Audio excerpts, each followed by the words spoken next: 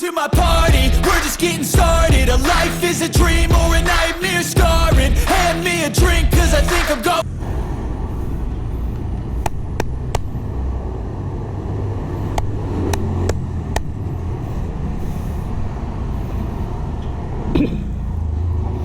Video 2 mic test ano mic naman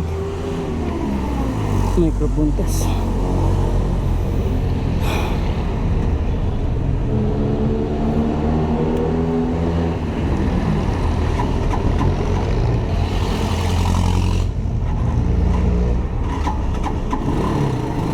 Mic test ano mic naman.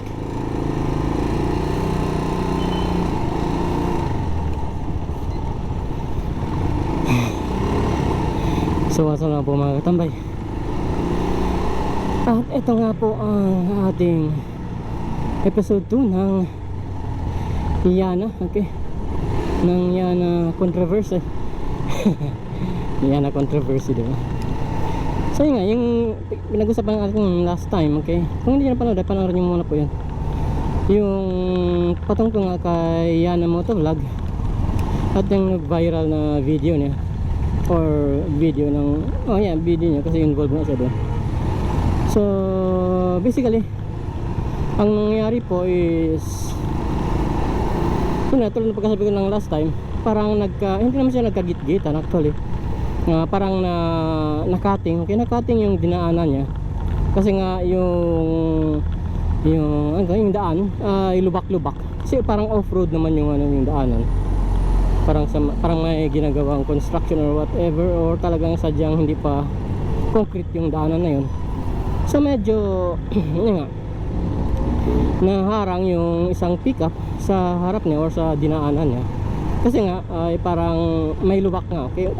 In short ay umiwas sa lubak yung driver ng pickup, okay? Umiwas siya sa lubak kaya nakating niya itong si Yana Motovlog, nakating niya. Kaya nag-middle finger itong si Yana, which is talagang hindi naman yun kumbaga kaaya-aya, kaya hinabol niya, nagka-discussan silang dalawa, okay? So yun, hanggang sa naging viral nga yung video yun, napa-involve na rin pati LTO.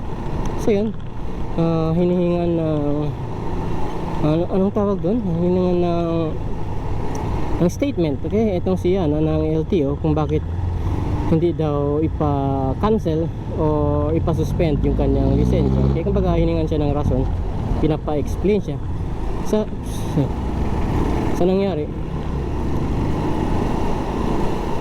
So yun nga, pinapa-explain siya kung ano nga yung nangyari na yun, kung bakit na ginawa niya yun, okay? So medyo yun nga, tulad pagkasabi ko, halimbawa mapapa-involve po kayo sa ganong situation, okay? Dapat cool lang po tayo, okay?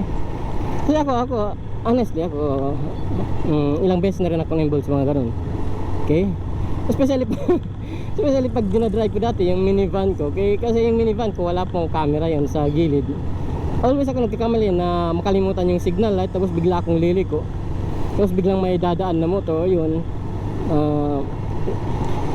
nakikipag kumbaga nag-i-explain kung bakit ganyan. So laging ganon, okay? So syempre pag ganon po, huwag po mainit yung ulo natin, okay? Kaya kung halimbawa kasalanan natin, okay? Kasalanan natin ay magpasensyahan na lang kayo, okay? Humingi ka ng pasensya, humingi siya ng pasensya, whatever, para hindi nalalaki yung gulo, diba? So hindi na kailangan na mag middle finger ka pa or whatever. Kasi kumbaga ay mas lalala pa kung ano yung situation nyo doon ay mas lalala pa, okay? Mas lalala pa yung situation dahil sa gagawin mo or ginawa mo. So yun nga yung nangyari sa kanya, mas lumala nga hanggang sa na-involve na nga yung LTO. Kasi nakita ng LTO yung video niya na nag-viral, which is hindi nga kaya-aya. So yung nga sabi ng LTO, as a motovlogger, dapat maging responsible din siya sa mga pinagagawa niya sa daan, okay? Hindi yung ganun nga ang ginawa niya, which is syempre siguro baka na bigla lang siya or whatever, or mainit lang talaga yung ulo niya that time. Syempre naiintindihan po natin yun kasi as a married man po, ay talagang maintindihan mo ang babae kung minsan ay kumbaga hindi naman natin sinasabi na may topak or what or tinatopak yung mga babae ano. Pero meron po time talaga sa mga babae na mainitin yung ulo nila or bugnutin sila, di ba? So maintindihan natin dapat. So yun ang nangyari, yung pagkasabi ko, nang dahil sa nangyari nga ay lumuwag or lumaki yung situation. Kung saan involved na yung LTO, pinapa-explain siya kung bakit ganun or bakit niya ginawa yun or whatever, or bakit siya nag middle finger sa na kumbaga ay ka-rider niya sa daan. So yun ang pagkasabi ko, kung ba ma-involve po tayo sa ganun ay dapat kulang po tayo, okay? Kulang tayo.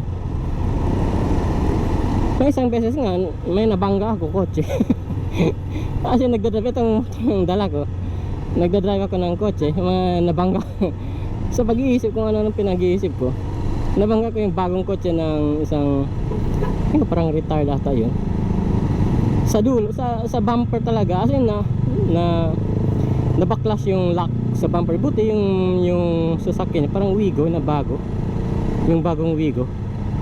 So nakalock lang pala yun yung ano niya, yung bumper sa likod nakalock lang. So natanggal yung latch. Hindi naman nabasag yung bumper, hindi naman nagasgasan kasi itong tire ko bago naman. So kumbaga ay napindot lang yung ano, yung latch niya. So nahulog yung bumper. Hindi naman nahulog totally, nakabitay pa naman. So yun, kinausap ko nga, okay? Nag-usap kami, ganyan, whatever, explain natin. So yan, humingi lang siya ng number, sabi niya wala naman damage or whatever. Kapatin ko lang sa mekaniko, sabi niya, kung may kailangan i-repair or may kailangan bilhin na lock or whatever, ay tatawagan lang kita. So yun, kumbaga ay amicable settlement lang. So pumayag naman siya. So hindi siya nakatawag, so which means ay wala namang sira sa sasakyan. So yun po sinasabi ko, kung ba nakabangga kayo or nabangga kayo, whatever, ay huwag na dapat mainit yung ulo niya. Especially kung halimbawa mag-cuttingan lang ganun, halimbawa na-cuttingan lang siya, kung pinabayaan niya na lang sana, na-cutting siya, whatever, sinasaya sa middle finger, eh hindi na lumala yung sitwasyon, di ba? Hindi na, hindi na lumala yung kung ano yung nangyari sa kanila. So hindi tulad na ngayon ay kumbaga ay medyo delikado pa yung lisensya ngayon, lisensya niya, okay?